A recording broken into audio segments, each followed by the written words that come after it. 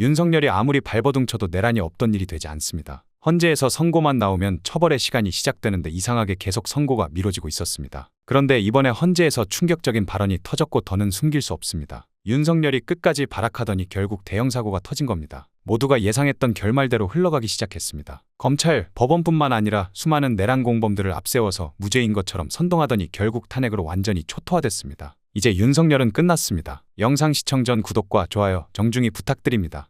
그러니까 헌법재판소의 결정문을 다듬고 있다는 얘기도 아까 나왔지만 그 중에서도 절차에 관한 부분을 다듬고 있을 가능성이 매우 크다고 생각합니다. 왜냐하면 이 사건의 그 본체인 그러니까 윤석열 대통령을 파면할지 말지에 대해서는 충분히 논의가 돼 있을 것이고요. 그 심판 과정 보시면 뭐 김계리 변호사님인가요? 뭐 해서 그러니까 피청구인이 윤석열 대통령이 왜 직접 신문을 못하는지 근거를 대라거나 뭐 형사소송법이 바뀌었으니 피의사 진술조서를 증거로 쓰지 못한다거나 여러 가지 절차상 문제 제기를 했는데 그것에 대해서 이번 기회에 헌법재판소가 정리하고 넘어가야 된다 이런 얘기들이 내부에서 있는 것으로 알고 있습니다. 그래서 그 부분에 대한 정리하는데 좀 더 시간을 쓰고 있는 게 아닌가 저는 그렇게 추측하고 있습니다. 대체적인 결론은 나왔는데 그 안에 들어가는 세부적인 내용을 지금 다듬고 있는 상황이라고 있고 보신다. 그 중에서도 네. 그 소송 절차에 관한 네. 것들을 확실하게 이번 기회에 짚고 넘어가는 게 아닌가 그렇게 보고 있습니다. 최재 감사원장과 검사 3명에 대해서 탄핵 기각이 됐잖아요. 윤 대통령 탄핵 심판에 영향을 줄 수 있는 요인이 됩니까? 아닙니까? 이창수 지검장하고 뭐 최재 감사원장을 탄핵 소추한 건 12월 2일입니다. 그러니까는 그 비상계엄이 있기 전이죠. 그래서 그 사건은 사실은 이제 먼저 되긴 했습니다. 네. 먼저 탄핵 소추가 됐기 때문에 윤석열 피청구인 쪽에서 저 사건을 먼저 처리해라 이렇게 요구를 해온 게 있습니다. 근데 사실은 꼭 그렇지만도 아닌 게 헌법과 법률이 정한 탄핵 소추 대상 가운데 선출직은 대통령이 유일합니다. 예. 그리고 또 아시다시피 국가 원수이면서 행정부 수반으로서 국가 최고위층이고요. 당연히 윤석열 대통령 사건을 먼저 처리해야 됩니다.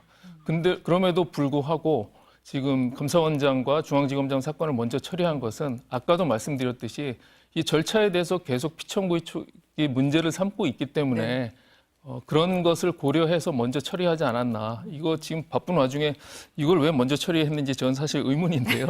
예. 헌법재판소가 그만큼 지금 절차에 좀 더 신중하게 하나하나 밟아가는 것 같습니다. 비상계엄을 내렸어요. 국회에 총하고 칼을 들고 왔어요. 법무부에도 지시했을 텐데요. 아니 없습니다. 그날 회의했죠? 했습니다. 그날 왜 회의해요? 비상계엄을 내렸는데 왜 회의해요? 비상계엄 선포 이후에 우리가 상황을 확인 한번 해보고 비상계엄을 내렸어요, 윤석열이? 왜 회의했어요? 법무부 왜 회의했어요? 법무부 내에서 이 상황을 확인하고 앞으로 이 법무부가 해야 그렇죠. 예. 비상계엄에 맞춰서 법무부가 해야 할 일을 찾느라고 회의한 거잖아요. 아니 그게 아니고 비상계엄 이후에 행정기관이 어떤 식으로 대처해야 법무부 될지 한 장관은 겁니다. 비상계엄을 논의한다고 부른 자리에 갔어요. 불려갔어요. 그리고 와서 회의를 했어요. 이제 다 밝혀질 거예요. 여러분은 윤석열이 비상계엄을 선포하면서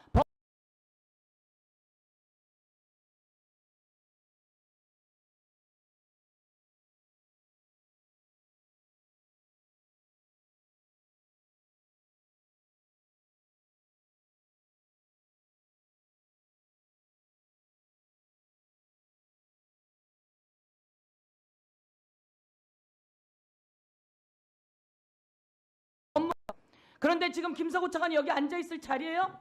자, 내가 물어볼게요. 형사소송법 97조 4항 뭐예요? 여보세요. 즉시 항고를 하게 되면 집행정지 효력이 있는 그러니까 즉시 항고를 할 수 있다는 규정입니다. 똑바로 읽으세요. 구속을 취소하는 결정에 대하여는 검사는 즉시 항고할 수 있다. 네, 법에 있습니다. 있어요, 없어요? 있습니다. 이게 위헌이에요, 지금? 위헌이어서 법에 없는 거예요? 이 사안에서 적용할 경우에는 가만히 계세요. 네네. 제가 오늘 국민께 알려드릴게요. 위헌 판단이 난 것은 보석과 구속 집행 정지에 난 거예요. 만약에 이것을 위헌 판단했다면 법을 바꿨겠죠.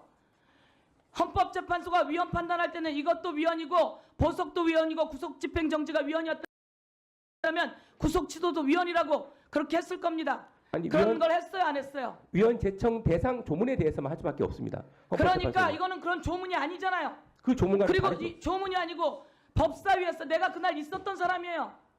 법사위에서 이게 위헌이라서 올라온 자료예요? 아니면 법안이 올라와서 논의한 자리예요? 서기호 의원안에 대한 논의한 자리입니다. 논의한 자리예요. 그래서 모두 다 이것을 동의한 사람도 있지만 동의하지 않았고 위헌이 아니기 때문에 이 법은 개정되지 않은 거예요.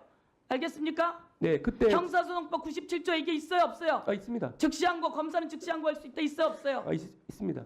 그런데 어디서 위헌을 이야기하는 겁니까? 그건 자, 다- 국민 여러분, 지금 김서구 법무부 차관의 발언은 새빨간 거짓말입니다. 심우정 검찰총장의 발언도 새빨간 거짓말입니다. 법무부 장관, 법무부 차관이 이 자리에 와서 윤석열이 비상계엄을 선포한 날 그 비상계엄은 잘못됐다는 것이 아니라 이 비상계엄 체제하에 우리 법무부는 무엇을 일을 할 것인가 라는 회의를 했던 여러분은 불법이라는 것을 내가 한 번 더 밝혀줍니다. 위원님 무엇을 자, 할 것인가를 했다는 취지가 아니고 비상계엄 선포 이후에 법원행정처장에게 상황을 살펴보는 질문합니다. 자리였습니다. 법원행정처장 예. 이렇게 그동안 구속 기일, 구속 취소 관련해서 나오면서 혹시 시간 단위로 계산한 적 있어요? 제 경험으로는 그런 적은 없습니다. 없죠. 법무부 장관 네. 이거 구속영장 할 때 시간 단위로 구속영장 해서 구속적부심 이거 할 때 시간 단위로 계산한 적 있어요? 한 적 없습니다. 없죠. 네, 없습니다. 국민 여러분 한 번도 한 적이 없는 일입니다.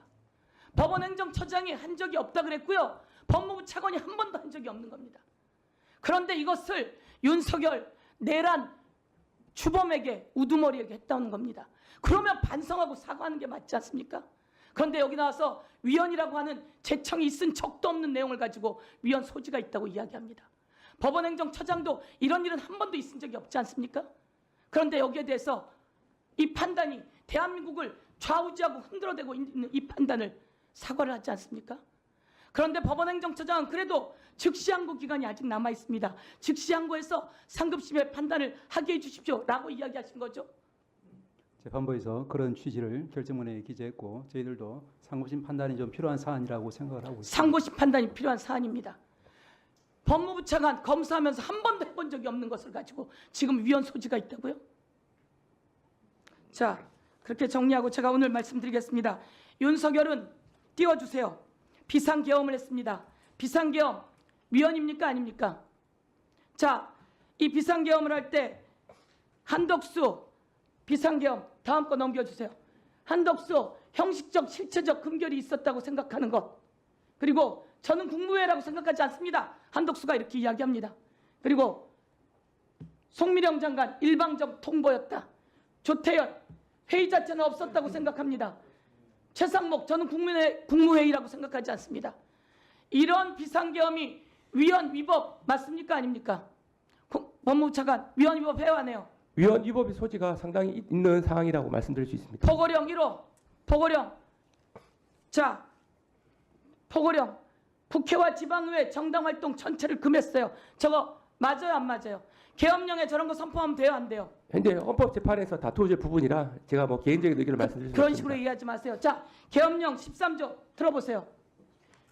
계엄령 13조에 그렇게 되어 있어요. 계엄 시행 중에 국회의원은 현행범이 아닌 경우를 제외하고는 체포 또는 구금할 수 없다. 있습니까? 계엄법에 있습니다. 그런데 국회를 봉쇄하고 국회의원을 체포하라고 해요. 국회의원을 체포하라고 했던 내용들 들어봐 주세요. 총을 쏴서라도 어디 감히 총을 쏘란 얘기를 합니까 윤석열. 그리고 조지호에게 초청장 국회의원을 다 잡아 체포해. 불법이야. 계엄령 자체 포고령 자체가 불법인데 이걸 불법이라고 했습니다. 자, 선관위를 군인이 가서 장악하면 불법이에요 아니에요?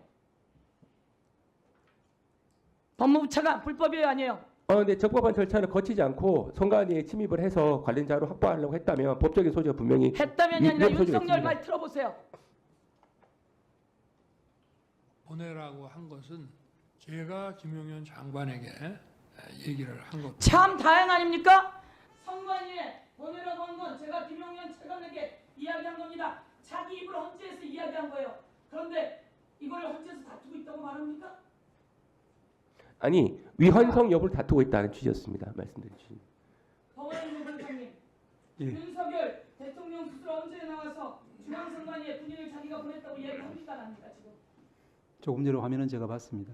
영상으로 공수처장 말했어요 안 했어요? 네, 금방 영상 확인했습니다. 윤석열이 저건 윤석열이에요. 저기 나와서 자기가 자기 입으로 한 거예요.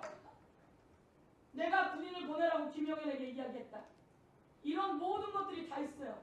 그리고 국회의원 정치인 체포하면 돼요 안 돼요? 안 되는데 체포하라고 나왔잖아요. 이런 내란 범을 이런 위헌 위법한 행위를 한 대통령 모든 권한을 가지고 있는 대통령이 왜 이 짓을 했습니까? 장기 집권을 시도하고 자기 부인이 포토라인에 서서 수사받을 것이 두려워서 계엄령을 선포한 거예요. 그런데 이런 사람을 풀어줘요? 헌법 법원행정처장도 한 번도 해보지 않은 방식으로, 법무부 차관도 한 번도 해보지 않은 방식으로, 그리고 여기 와서 옹호해요?